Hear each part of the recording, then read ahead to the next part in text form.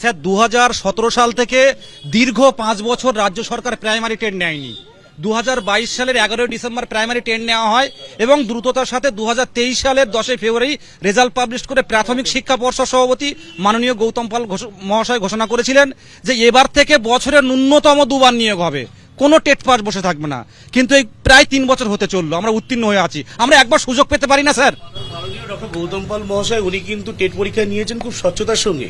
আমরা সেই প্রক্রিয়া অংশ নিয়েছিলাম চেয়ারম্যানরা, আপনারা জানেন সেটা, আপনারা নিজেরা স্বীকার করেছেন সেটা। এবং শুধুমাত্র আমাদের রাজ্যে কিছু আইনি জটিলতা তৈরি হচ্ছে অকারণে, হ্যাঁ, আননেসেসারি একেবারে।